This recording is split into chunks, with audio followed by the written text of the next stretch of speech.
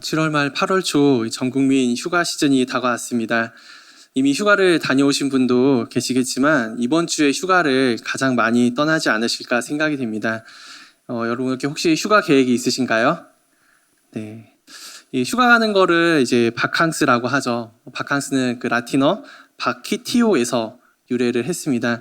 이게 뭔가 무엇으로부터 자유롭거나 또 이렇게 비우다라는 뜻을 갖고 있는 단어죠. 여기서 이제 나왔던 단어 동사가 이제 vacate, 비우다, 떠나다, 또 명사형으로 vacation, 휴가죠. 이 휴가에는 이렇게 비움이란 그 의미가 있습니다. 우리 내면에는 직장이나 또 관계, 또 학업에서 오는 스트레스가 상당히 많이 쌓여 있습니다. 그래서 이 다양한 스트레스에서 벗어나 좀 자유를 누리며 머릿속을 비우고 싶은 겁니다. 저는 휴가를 가거나 여행을 떠난다라고 생각을 하면은 그 떠오르는 광고 카피가 있습니다. 혹시 여러분도 휴가나 여행하면 떠오르는 그런 광고가 있나요?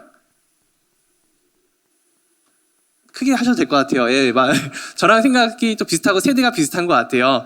네, 예, 저랑 같이 한번 해볼까요? 열심히 일한 당신 떠나라. 네, 이거 다 이게 머릿속에 다 있는 것 같습니다. 근데 이게 우리나라 경기가 좋지 않을 때 이런 광고가 있었는데요.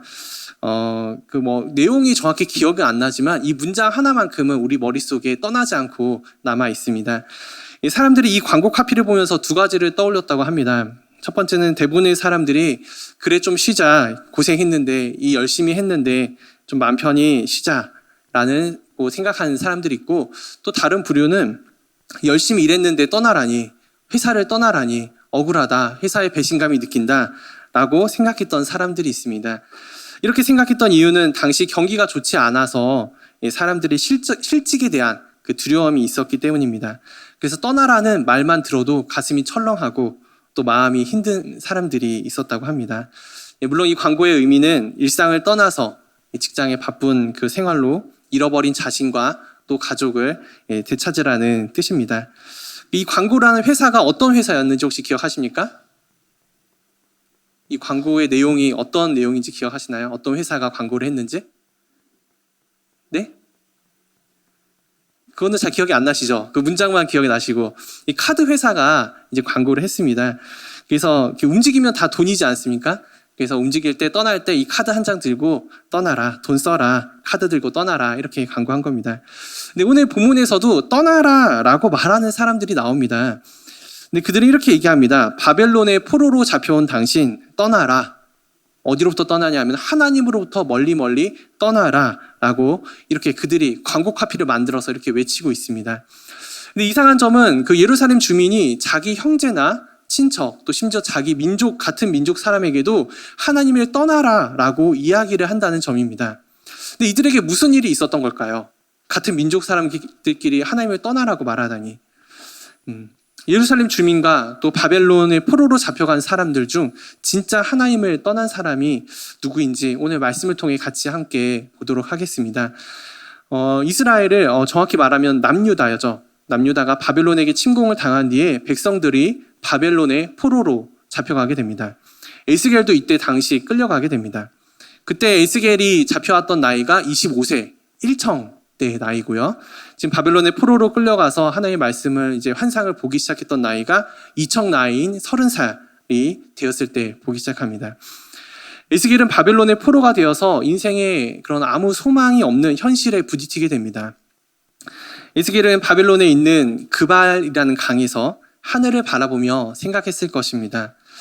지금쯤 예루살렘에 있었다면 난 하나님의 거룩한 제사장으로 성전에 있었을 텐데 지금의 난 누구이며 또 여기 서 있는 곳은 어디지? 평생 포로로 살다가 죽을 인생인가?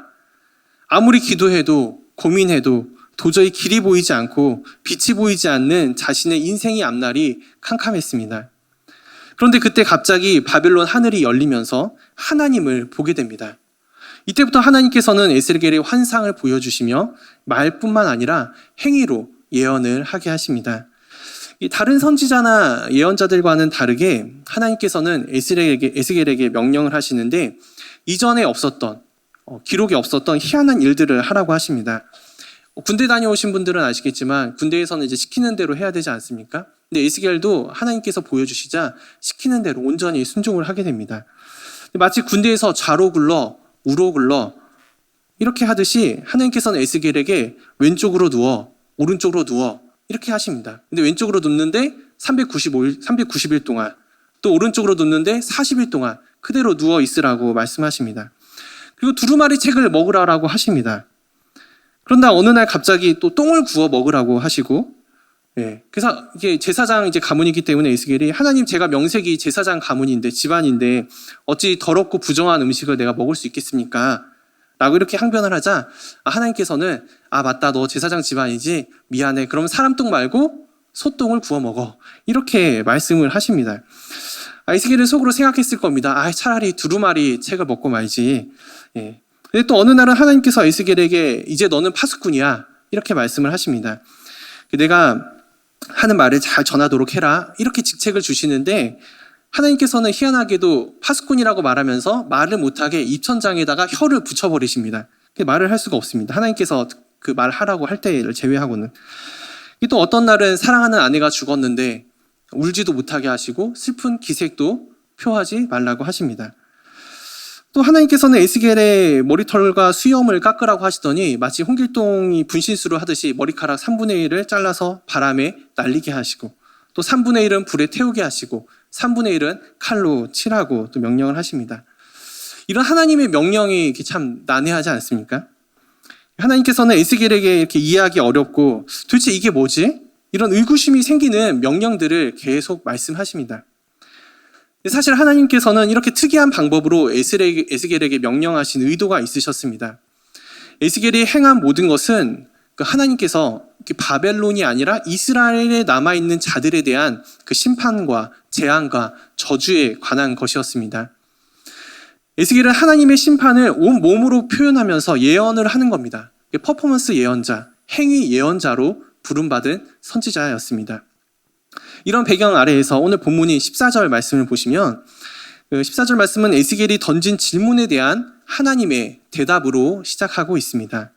그렇다면 에스겔이 무슨 질문을 했는지 오늘 본문 바로 앞절인 13절인데요. 우리 13절 말씀을 함께 읽어보도록 하겠습니다. 시작. 이에 내가 예언할 때 브나야의 아들 블라랴가 죽기로 내가 엎드려 큰 소리로 부르짖어 이르되 오호라 주 여호와여, 이스라엘의 남은 자를 다 멸절하고자 하시나이까 하니라. 아멘. 누군가 죽었습니다. 바벨론 포로 중에 한 사람이 아니라 아직 이스라엘의 남은 자, 포로로 끌려가지 않고 살아남은 자 중에 블라랴가 죽었습니다. 그러자 에스겔은 탄식하며 안타까운 마음에 하나님께 하소연합니다. 하나님, 이스라엘의 백성들이 얼마 남지 않았습니다. 한 사람이 귀하고 소중한데 이렇게 블라랴를 죽게 하시다뇨. 이렇게 에스겔은 하나님께 한탄하며 질문을 하는 겁니다. 근데 블라랴가 얼마나 대단한 사람이길래 에스겔은 이렇게 안타까워했을까요? 그런데 에스겔의 이런 탄식과는 다른 정반대의 인물이 바로 블라랴였습니다. 우리 좀 더 앞절의 말씀인 11장 1, 2절 말씀을 다시 이렇게 좀 거슬러 보시면요. 하나님께서 이제 그때가 나오는데, 하나님께서 성전 문지방을 떠나시는 때가 바로 이때입니다. 이때에 에스겔에게 환상을 하나 보여주십니다. 그것은 이스라엘에 남아있는 사람들, 그 25명의 고관들이 모여서 함께 회의를 하는 장면이었습니다. 근데 아직 포로로 잡혀가지 않은 이 이스라엘의 정치 지도자들이 회의를 하고 있는데, 그 중에는 에스겔이 아는 야사냐와 블라랴도 있었던 겁니다. 근데 하나님은 에스겔에게 이들이 꾸미고 있는 악한 계획을 듣게 하십니다. 이들의 악함은 예루살렘에 대한 하나님의 심판이 분명함에도 자신들은 멸망하지 않을 것이라는 거짓 뉴스를 퍼뜨리는 거고, 그리고 공동체를 파괴하는 불의와 악한 꾀를 꾸민다는 겁니다. 하지만 에스겔의 마음에는 이런 악한 자라도 이스라엘에 얼마 남지 않은 자들이기 때문에 하나님께서 좀 불쌍히 여겨서 구원해 주시기를 바랬던 겁니다. 그러나 하나님의 대답은 확고했습니다. 분명했습니다. 에스겔에게 예루살렘 주민이 말한 내용을 다시 언급하며 알려주십니다. 그 말씀이 우리 15절 말씀인데요. 함께 읽어보도록 하겠습니다. 15절입니다. 시작. 인자야, 예루살렘 주민이 내 형제 곧 내 형제와 친척과 온 이스라엘 족속을 향하여 이르기를 너희는 여호와에게서 멀리 떠나라. 이 땅은 우리에게 주어 기업이 되게 하신 것이라 하였나니. 아멘. 예루살렘에 남아있는 자들은 자신들이 마치 하나님께 선택받은 백성이며 또 보호받는 사람들이라고, 하나님 보시기에 의롭기 때문에 우리가 바벨론의 침공에도 불구하고 끌려가지 않고 예루살렘에 남게 된 것이라고 믿고 또 생각을 했습니다. 그리고 반면에 포로로 잡혀간 그 사람들은 비록 형제들이지만, 친척들이지만 하나님께 버림받고 저주받아서 하나님이 계시지 않는 그 이방 땅에 끌려가서 고생한다고 주장을 했습니다. 그래서 그들은 포로된 형제들과 친척들에게 이렇게 말합니다. 여호와에게서 멀리 떠나라. 예루살렘에 있던 너희 땅은 하나님께서 이제 우리에게 주신 기업이다. 이제 너희 것이 아니라 예루살렘에 남아있는 사람들의 것이다. 이거 하나님이 주신 것이다 라고 선포를 합니다. 하나님께서는 이 모든 것을 아시고 듣고 계셨습니다. 그리고 에스겔에게 그들이 믿고 의지했던 예루살렘 성전, 그 성전의 신학을 완전히 뒤집어 버리시는 충격적인 말씀을 하십니다. 16절이 그 말씀입니다. 우리 16절 말씀도 함께 읽겠습니다. 시작. 그런즉 너는 말하기를 주 여호와의 말씀에 내가 비록 그들을 멀리 이방인 가운데로 쫓아내어 여러 나라에 흩었으나 그들이 도달한 나라들에서 내가 잠깐 그들에게 성소가 되리라 하셨다 하고. 아멘. 하나님께서는 그 심판의 대가로 이스라엘을 바벨론 땅에 포로로 다 흩어버리셨습니다. 쫓아내신 겁니다. 그러나 하나님께서 정말로 원하시는 것이 무엇이겠습니까? 비록 이스라엘 백성들이 포로로 끌려갔지만 거기서도 하나님께서는 그들과 함께 계시기를 원하셨습니다. 이스라엘이 지금 바벨론의 포로가 된 이유가 무엇입니까? 바로 우상 숭배 때문입니다. 이런 우상 숭배를 한 이스라엘 백성임에도 불구하고 하나님께서는 그 우상으로 죄악으로 뒤범벅된 그 이스라엘을 찾아가셔서 지금 그들이 도착한 바벨론에서 무엇이 되겠다고 말씀하십니까? 성소가 되겠다고 말씀하시는 겁니다. 마치 어린 자녀들이 잘못하면은 우리가 벌로 문 밖에 서게 할 때가 있습니다. 늘 부모의 눈과 귀는 문 밖에 서 있는 그 자녀들에게 향하게 됩니다. 자녀들이 조금이라도 잘못했다고 말한다면, 뉘우친다고 말한다면은 문 밖에 뛰어가서 안아주고 또 그 자녀들에게 밥을 차려주는 것이 우리 부모님들의 마음일 겁니다. 하나님께서도 이스라엘이 징계를 받는 중이지만 늘 구원과 회복의 말씀을 하시려고 안달이 난 부모의 모습이 바로 우리 하나님의 모습입니다. 심지어 하나님께서는 예루살렘 성전을 떠나서 이들이 잡혀온 바벨론까지 따라오셔서 성소가 되겠다라고 말씀하십니다. 이것이 바로 우리 하나님 아버지의 진짜 마음인 것입니다. 거룩한 하나님이 이방 땅에 오셔서 성소를 만드십니다. 이스라엘 사람들의 그 신앙과 믿음으로는 도저히 받아들이기 어렵습니다. 바벨론은 하나님의 영광이 임해서도 안 되고 임할 수도 없는 곳입니다. 하나님의 백성들을 괴롭히고 멸망시킨 나라이기 때문입니다. 하나님의 뜻과 반대된다고 생각을 했습니다. 그 땅은 하나님의 영광이 임해서도 안 되고 또 임할 수도 없고 하나님께서 가고 싶지도 않고 가실 수 없는 곳이라 확실히 믿었던 땅입니다. 모두가 저주받은 곳이라고, 죽음의 땅이라고 말한 그 땅입니다. 그러나 하나님께서는 그 땅에 오셔서 이스라엘 백성들의 그런 신앙과 믿음을 다 뒤집어 버리시고 내가 바벨론에 가서 그곳에서 성소가 되게 하겠다라고 말씀하십니다. 우리는 이 에스겔 구약 성경에서 이 바벨론에 오신 하나님 아버지를 보며 또 한 말씀이 떠오르게 됩니다. 바로 신약 성경에서 사마리아의 땅에 가신 우리 하나님의 아들 예수님이 떠오르게 됩니다. 아무도 가지 않는 땅, 아무리 가까워도 지나가지 않고 모두가 돌아가는 땅, 이스라엘 사람들이 부정하다고 말하는 땅, 그 땅, 사마리아 땅, 그 땅에 우리 예수님이 일부러 찾아가십니다. 누구 때문에 그 땅을 찾아가십니까? 바로 한 여인 때문입니다. 이 땅에 아무런 소망이 없이 모든 관계가 끊어지고 사람들을 피해 도망다니던 한 과부에게 예수님께서 일부러 그 땅을 찾아가십니다. 당시 모든 사람에게 버림받은 여자였습니다. 전쟁의 포로는 아니지만 세상의 포로로 살고 있었던 여인입니다. 에스겔 당시 하나님께서 완전히 그 좌절한 포로를 찾아가셨듯이 예수님께서도 소망 없이 사는 그 사마리아 여인, 과부를 찾아가십니다. 예수님께서 이렇게 말씀하십니다. 과부에게 너 힘들지? 사람 피해 다니느라 참 부끄럽지. 물 들어오는 것도 참 힘들지. 그런데 이제 내가 물 들어오지 않아도, 이제 고생하지 않아도 되는 영원히 목마르지 않은 물을 줄게. 이렇게 말씀하십니다. 이 여인은 예수님이 보통 사람이 아니라는 것을 깨닫고 늘 그 마음속에 궁금했던 질문을 예수님께 하게 됩니다. 그것은 바로 예배에 관한 것이었습니다. 사마리아 사람들은 그리심 산에서 예배한다고 들었는데 또 이스라엘 사람들은 예루살렘에서 예배한다고 말합니다. 예수님. 궁금했습니다. 그러면 도대체 어디에서 예배하는 것이 정말 하나님의 성전이고 성소인가? 이 여인은 그런데 왜 예배에 대한 질문을 했을까요? 평생의 소원이 하나님의 성전에 가서 예배하는 것이었기 때문입니다. 왜 예배를 드리지 못했을까요? 그것은 사람들이 많이 있었기 때문입니다. 이 여인은 5 남편이 있고 또 과부로 부끄러운 인생을 살고 있었던, 세상에 가장 낙오자의 삶을 살고 있었던 여인이었기 때문입니다. 그래서 늘 사람들의 시선을 피해서 사람들이 모이지 않는 곳에 갔습니다. 근데 성전은 늘 사람들이 모이고 사람들이 늘 함께하는 곳이었습니다.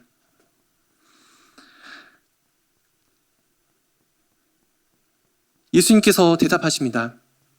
너가 말했던 그 산도 아니고 예루살렘도 아니다. 그리고 하나님께 예배할 때가 오는데, 영과 진리로 예배할 때가 오는데 그때가 바로 언제냐? 바로 지금이다 라고 말씀하십니다. 그리고 하나님이 찾으시는 사람이 있다라고 말씀하십니다. 그 사람은 바로 너처럼 갈급한 심정으로 하나님께 예배하는 자를 찾으신다라고 예수님께서 말씀하셨습니다. 하나님께서 사마리아 땅에 과부인 자신을 찾으신다는 그 말씀을 듣게 된 이 과부는 이것이 마치 자신을 살리는 복음이 되었습니다. 이 과부는 물 들어왔다가 자기가 정말 사람들을 피해서 왔던 그 뜨거운 낮에 왔던 그 물동이, 그 소중한 물동이조차 다 버리고 어디로 가게 됩니까? 자신은 절대로 갈 수 없었다고 믿었던 그곳, 사람들이 모여있는 곳, 동네 마을로 들어가게 됩니다. 이것이 바로 복음의 능력이며 하나님의 사랑이 역사하는 현장인 것입니다. 내가 갈 수 없는 곳, 내가 마음을 열 수 없는 곳, 하나님께서는 그 사람에게 찾아가게 하십니다. 깨어진 관계를 회복하기 위해 내가 먼저 움직이게 되는 것, 바로 그 사람이 하나님의 은혜를 받은 자이며 하나님과 또 예수님을 닮은 자입니다. 하나님께서도 하나님이 가셔야 될 이유가 없는 이 바벨론 땅에 하나님께서 성소가 되십니다. 더 정확히 말하면 성소 때문에 하나님이 계신 것이 아니라 하나님이 계신 곳이기 때문에 성소가 되는 것입니다. 하나님께서는 이 성소가 되겠다고 말씀하시면서 이제 17절부터는 본격적으로 하나님 자신의 마음을 에스겔에게 다 쏟아내십니다. 우리 17절 말씀을 함께 읽어보겠습니다. 시작. 너는 또 말하기를 주 여호와의 말씀에 내가 너희를 만민 가운데서 모으며 너희를 흩은 여러 나라 가운데서 모아내고 이스라엘 땅을 너희에게 주리라 하셨다 하라. 아멘. 하나님께서는 내가 너희를 흩었지만 다시 너희를 모으겠다라고 말씀하십니다. 내가 비록 지금 너희가 잘못해서 혼나는 중이지만 다시 싸매주고 약을 발라주겠다라고 말씀하십니다. 그리고 회복시키시고 땅도 주며 구원하겠다라고 말씀하십니다. 하나님께서는 남은 자들을 통해 회복하시길 원하십니다. 그런데 이 남은 자들이 이스라엘의 남은 자들이 아니라 바벨론 포로에서 잡혀온 자, 그렇게 남아있는 자들이었습니다. 그리고 하나님의 목적은 이들을 다시 예루살렘으로 모으는 데 있었습니다. 그러면 하나님께서 이렇게 다시 모으실 때까지 포로된 자들에게 무언가를 하시는 것을 우리가 알게 되는데 그 말씀이 18절에 나옵니다. 우리 18절 말씀도 함께 읽겠습니다. 그들이 그리로 가서 그 가운데의 모든 미운 물건과 모든 가증한 것을 제거하여 버릴지라. 아멘. 하나님께서 모은 다음에 뭘 원하시냐면은 제거하길 원하십니다. 우리 마음에 미운 물건들, 가증한 것들, 곧 회개하라고 말씀하시는 겁니다. 우리 가운데 있던 모든 악한 것, 우리의 우상들, 하나님께서 미워하시는 모든 생각과 마음과 그 행위, 이것들을 다 제거하라고 말씀하시는 겁니다. 그래서 회복을 시작하시는데 그것의 시작은 바로 우리의 영혼과 마음을 하나님께로부터 돌이키는 이 회개로부터 하나님께서 일하시기 시작합니다. 그렇게 진심으로 회개를 하고 나면 모든 것을 우리 마음 가운데, 우리 영혼 가운데 제거하고 나면은 그 다음에 하나님께서 놀라운 일을 행하게 하십니다. 우리 19절 말씀입니다. 함께 읽겠습니다. 내가 그들에게 한 마음을 주고 그 속에 새 영을 주며 그 몸에서 돌 같은 마음을 제거하고 살처럼 부드러운 마음을 주어. 아멘. 하나님께 하나님께서는 바벨론 포로들의 이 딱딱하고 완악한 마음을 먼저 제거해 주십니다. 그리고 하나님을 떠나 우상을 숭배하고 또 영적으로 타락해서 어두운 이스라엘 백성들의 상태를 이제 바꾸기 시작하십니다. 하나님께서 우리 영혼을 이제 수술하시는데 그 집도자가 누구냐 봤더니 새 영, 바로 성령 하나님이십니다. 이 성령 하나님께서 먼저 우리 백성들 가운데 무엇을 주시냐 봤더니 한 마음을 주십니다. 우상 숭배로 하나님과 다른 마음, 나눠진 마음, 그 깨어진 마음이 있었는데 이제는 하나님과 하나된 마음으로, 한 마음으로 하나님께서 바꾸십니다. 그리고 돌 같은 이 굳은 마음을 마치 레이저 치료하듯이 치료하는 강선으로 제거하십니다. 그렇게 굳은 살이 제거되고 살처럼 다시 부드러운 마음으로 우리를 새롭게 하시는 겁니다. 하나님께서는 백성들을 찾아가셔서 먼저 성소가 되어주신다고 하시고 이들을 다시 다 모아서 한 마음이 되게 하셨습니다. 그리고 이들에게 부드러운 마음, 곧 온유한 마음을 주시겠다고 약속하십니다. 그런데 하나님께서 말씀하시는 이 온유함, 부드러운 마음, 이거는 우리가 생각하는 온유와 좀 다릅니다. 우리는 온유함을 단순히 성격이나 태도가 온화하거나 또 부드럽거나 쉽게 화를 내지 않는 그런 성품이라고 생각합니다. 나쁜 의미로는 좀 무기력해 보이고 약해 보이는 그런 의미로 온유함을 사용하고 있습니다. 그러나 하나님께서 말씀하시는 이 부드러운 마음, 온유는 하나님 말씀 앞에 자신을 온전히 꺾고 또 굴복하며 자아를 부인하는 것을 말하고 있습니다. 그렇다면 하나님께서 뭐 하시려고 이스라엘 백성들에게 이 온유한 마음을 주시고 또 하나님께서 일하고자 하시는 걸까요? 하나님의 진짜 마음, 하나님의 진짜 목적이 부드러운 마음을 주시려고 했던 그 진짜 의도가 20절에 나오고 있습니다. 우리 20절 말씀 함께 읽겠습니다. 내 율례를 따르며 내 규례를 지켜 행하게 하리니 그들은 내 백성이 되고 나는 그들의 하나님이 되리라. 아멘. 하나님께서는 우리에게 부드러운 마음을 주셔서 온유한 마음을 주셔서 순종하게 하시려고 하셨던 겁니다. 우리의 힘으로는 이 율례와 규례를 지킬 힘이 없습니다. 말씀에 순종할 능력이 없습니다. 오직 성령으로 우리가 온유해질 때 우리는 하나님께 순종할 수 있게 되는 것입니다. 하나님께 순종해서 우리를 어떤 존재로, 어떤 신분으로 지금 회복시키고 계십니까? 다시 하나님과 우리의 관계가 회복되는 것, 이스라엘이 다시 하나님의 백성이 되는 것, 하나님이 그들의 하나님이 되시는 것, 하나님의 백성으로 다시 구원을 확신하는 것, 그래서 하나님의 나라를 온전히 이루는 것, 이것이 바로 하나님의 꿈이며 하나님의 소원이었습니다. 이거 외에는 다른 목적이 없으셨습니다. 하나님은 이 관계 회복을 위해 물불을 가리지 않으셨습니다. 이스라엘 민족을 위해 다른 나라와 민족까지 사용하셨습니다. 이스라엘이 하나님의 백성이 되느냐, 백성이 되지 않느냐는 이스라엘 백성들이 예루살렘에 있느냐, 바벨론에 있느냐, 이것이 중요하지 않았습니다. 주님 앞에서 진심으로 자신의 잘못을 인정하고 회개했느냐, 안 했느냐, 이것에 따라 달려 있었던 것입니다. 이것은 구약 성경에서 계속해서 동일하게 강조하시는 하나님의 말씀입니다. 너희가 순종하면 내 백성이 되고 나는 너희의 하나님이 될 것이다. 하나님께서는 끊임없이 우리의 관계를 확인하고 계십니다.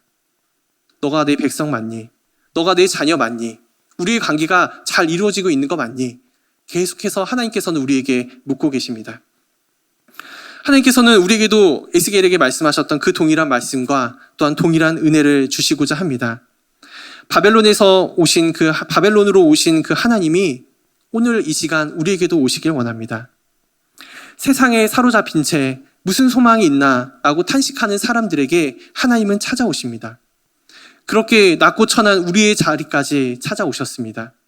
그리고 우리를 회복시키셔서 하나님께서 목적을 두리고 우리를 회복시키셔서 다시 세상으로 보내십니다.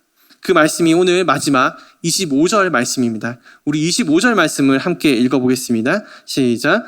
내가 사로잡힌 자에게 여호와께서 내게 보이신 모든 일을 말하니라. 아멘. 하나님께서 이 모든 과정을 통해서 에스겔에게 이 모든 환상을 보여주시고 하나님께서 가라고 하신 곳이 있습니다. 바로 사로잡힌 자, 포로된 자, 너가 있었던 그곳에 가서 여호와께서 내게 보이신 모든 일을 말하리라. 하나님께서 보여주셨던 말씀, 환상, 예언, 이것을 다시 말하라고 사명을 주십니다. 하나님께서는 우리도 세상에 사로잡힌 자에게 가기를 원하십니다. 우리도 여전히 세상에 있지만 더 이상 세상의 포로가 아니라 자유의 영이신 그 성령님께서 해방시켜 주신 그 자유함이 있는 포로입니다. 세상은 우리에게 말할 것입니다. 너도 포로잖아.